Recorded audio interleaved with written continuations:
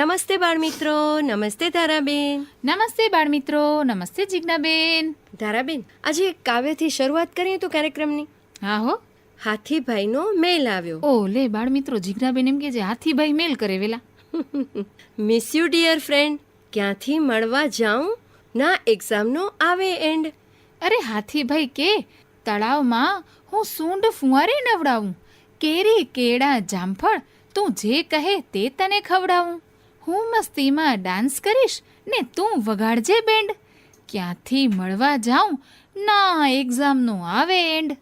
મારે પણ હાથીભાઈ સાથે લેવા લવલી સ્નેપ, બે પહેરશું ચશ્મા સરખા, સરખે સરખી કેપ, ના લખું રિપ્લાયમાં પણ કરી શકું ના સેન્ડ, ક્યાંથી મળવા જાઉં ના એક્ઝામનો આવે એન્ડ.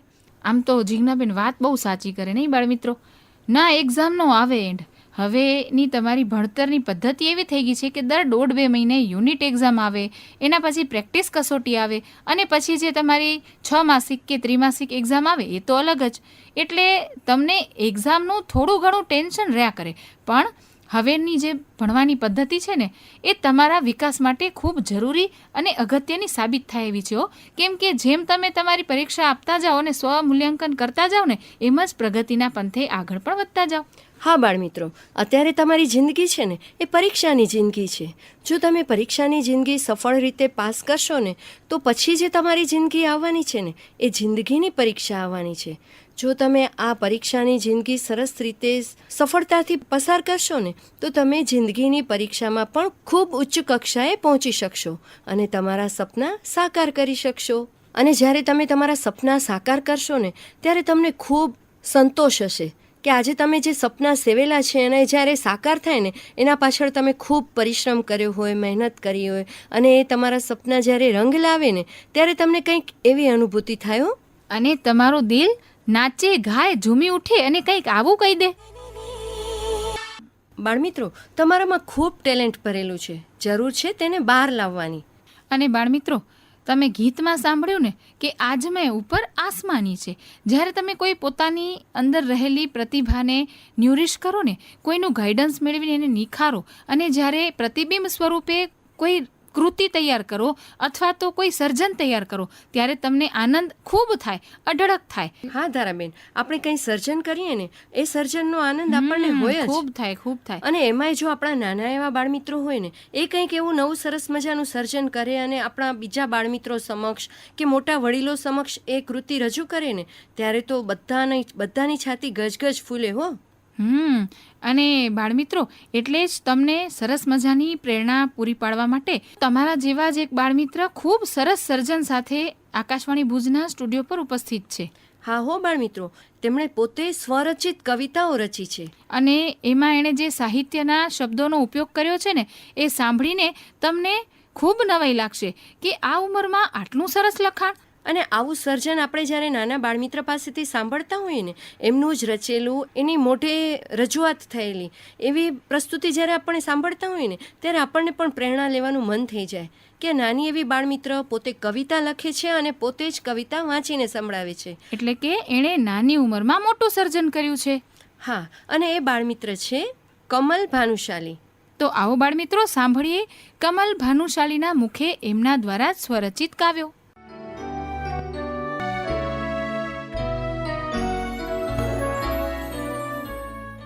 नमस्ते, मैं कमल भानुशाली दिव्य ब्रह्मलोक स्कूल में कक्षा 6 से आ रही हूँ. आज मैं आपके सामने स्वरचित कविताओं पेश करने जा रही हूँ. मेरी कविता का नाम है बेटियाँ. बेटियाँ घर की रोशनी हैं, हर जगह रोशनी जलाती हैं. बेटियाँ जिस घर में जन्म लेती हैं हर घर को महका देती हैं. कहीं कल्पना, कहीं लता, कहीं कमल तो कहीं प्रतिभा है उस आंगन जहाँ जन्म ले जाती हैं. यज्ञ सैनिक का रूप कहलाती हैं बेटियाँ तो आदि शक्ति भी जानी जाती हैं.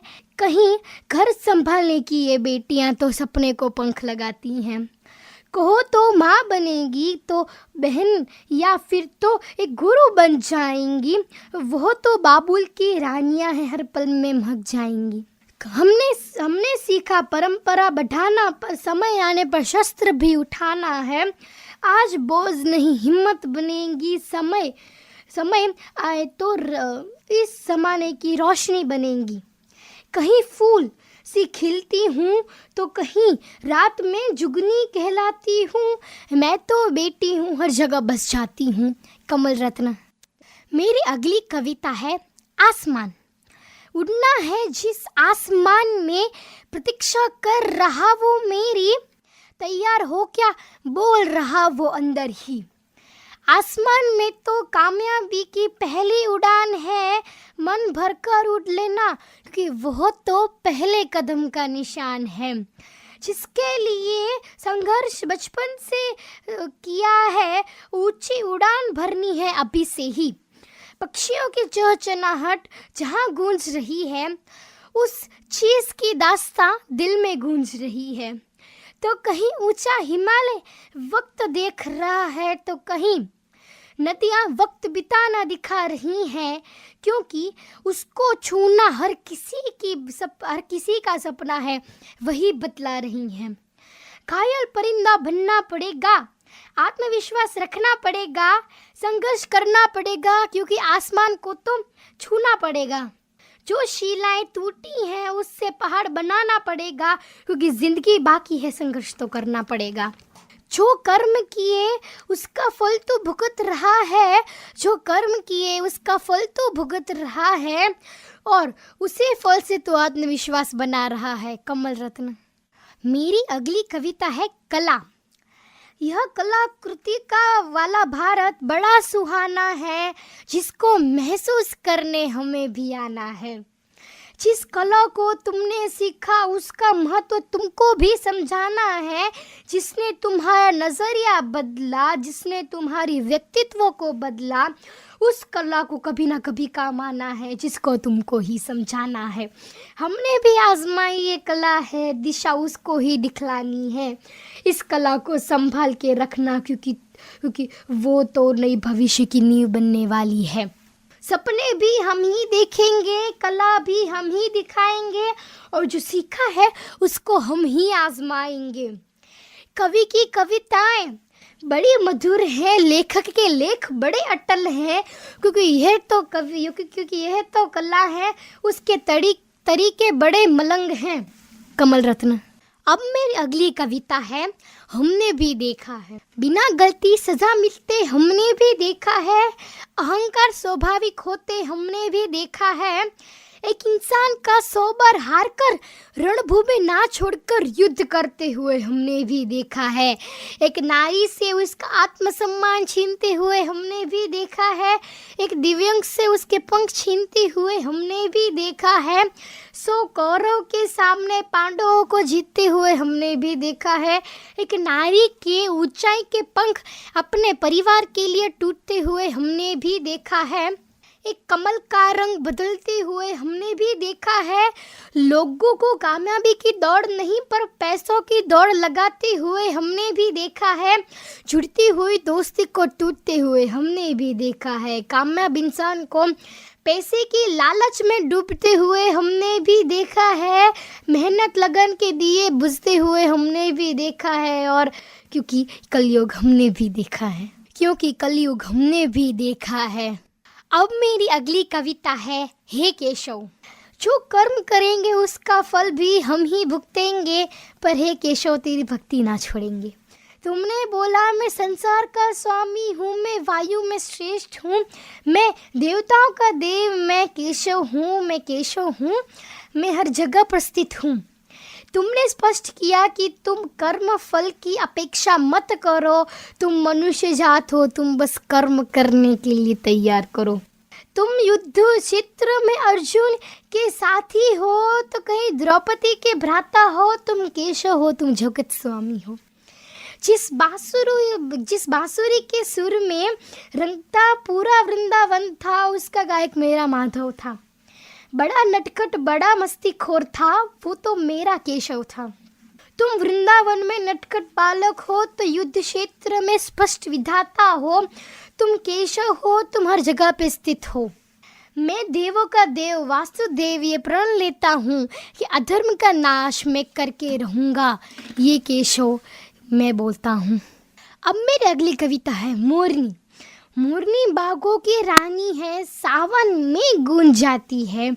वो तो मोरनी है, वो मेघ की रस्मों में महक जाती है। मोरनी जिंदगी जीना सिखलाती है, हर पल में खुशियाँ ढूंढना बतलाती है। कई लेख हैं तुम्हारे बड़े मधुर हैं, तुम बाग रानी हो, तुम्हारे मन बड़े बड़े चंचल हैं। मन भरकर जी लेना, गुड्डी की तरह उड़ लेना, तो कहीं जीना मोरनी से सीख लेना। कहीं मेघ बरसते तो बौछारें हुई, तुम हर पल में गूंज तो रही हो, ये बतला रही। कहीं रात में बोलती हो तो सुबह को महका देती हो, तुम मधुरानी मोरनी जानी जाती हो। कहीं कमल की कविताओं में बस जाती हो, तो कहीं लता के गीतों में महक जाती हो। अब मेरी अगली कविता है अभिमन्यु। अधूरे ज्ञान से मारा था मैं, अभिमन्यु था मैं। कहीं युद्ध क्षेत्र में बालक, कहीं युद्ध था मैं, कहीं पुत्र था पर युद्ध क्षेत्र में बालक था। ना भागूंगा मैं रण से, ना जाऊंगा मैं डर से, अभिमन्यु हूँ मैं, लड़ूंगा मैं अभय से। कहता था मैं हर पल के माता के गर्भ में दाग ना लगने दूंगा, पिता के छाती पर ना लगने दूंगा, मैं अभिमन्यु अपने डर से लड़ जाऊंगा। उम्र ना देखी मैंने शस्त्र यूं ही उठा लिए, उम्र ना देखी मैंने शस्त्र यूं ही उठा लिए। मन में भय था लेकिन मैंने भय को भी हटा दिए। कौरवों की चाल में अकेला था मैं, अधूरे ज्ञान से चला था मैं। युद्ध क्षेत्र में चला मैं, कौरवों से श्रेष्ठ से लड़ा मैं। युद्ध क्षेत्र में चला मैं, कौरवों से श्रेष्ठ से लड़ा मैं। रक्त लहूर कर दिया मुझे, तब बालक था मैं। अब मेरी अगली कविता है देश की मिट्टी। वो मिट्टी मेरे देश की उगलाती सोना है, उसके सामने पड़े फीके हीरे मोती। मेरे देश की मिट्टी सोना उगलाती है, धरती माता कहलाती है। मेरे देश की मिट्टी हर जगह जानी जाती है। कहीं किसान की माँ है तो देश की नींव जानी जाती है, वो मेरे देश की मिट्टी जानी जाती है। कहीं मोदी ने कहा तो कहीं कमल कह रही है, कहीं मोदी ने कहा तो कहीं कमल कह रही है, देश की मिट्टी गौरव है, ये बतला रही है। पूरी दुनिया में गाई जाती है, ये तो मेरे देश की मिट्टी भारत कहलाई जाती है। जहाँ जन्म लिया श्री राम और कृष्ण ने है, मर्यादा सी जानी जाती है, ये तो मेरे देश की मिट्टी कहलाती है। अब मेरी अगली कविता है बात। परेशानियाँ आती रहेंगी, समय निकाल लेना, बस एक बार बात करके देख लेना। क्या पता अगर ज़िंदगी सुधर जाएगी जब एक बात करनी आएगी। जहाँ खुद से तो कहीं दोस्तों से कर लेना, बस एक बार बात कर लेना। हमने सीखा कि खुद में सुलझा लेना, जब ना आए तो एक बार बात कर लेना। नैनों से तो कहीं जुबान से कर लेना, बस एक बार बात कर लेना। नदियों से पूछना तो पहाड़ों से बात करना, कि बस एक बार पूछ लेना। तो कहीं रात के लिए परेशान करती है तो रोज़ भाग दौड़ हो जाती है, ठहर जाओ पर एक बार बात कर लेना। अब मेरी अगली कविता है युवा। जाने जाते हैं वो देश की नींव, आज का भविष्य बतलाएंगे, वो तो युवा माने जाएंगे। कहीं खेल क्षेत्र में तो विश्व क्षेत्र में जाने जाएंगे, वो तो युवा कहलाएंगे। मत डरना उस समाज से, क्योंकि आने वाला समाज तुमको ही बनाना है। युवा भूमि जाने जाते हो, वो बतलाना है। कहीं संस्कृति मान सम्मान तो देश का मान रखोगे, तुम तो भारत की नींव कहलाओगे। आज महिलाओं का सम्मान संभालना होगा, अनेक क्षेत्रों में जाना होगा, क्योंकि तुम्हें तो आज का भविष्य जानना होगा।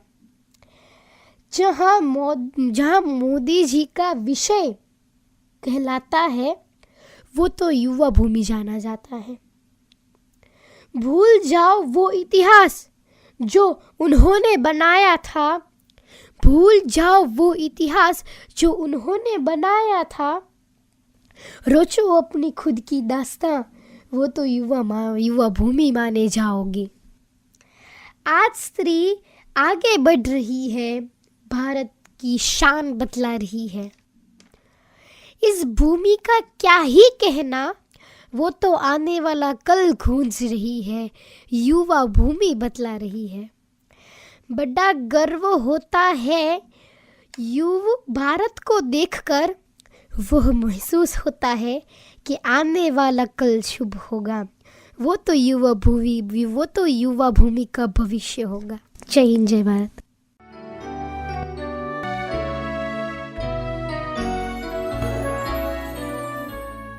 જોયું ને બાળ મિત્રો, સરસ મજાની નાની એવી બાલિકા પાસેથી તમે સરસ મજાના સ્વરચિત કાવ્યો સાંભળ્યા ને?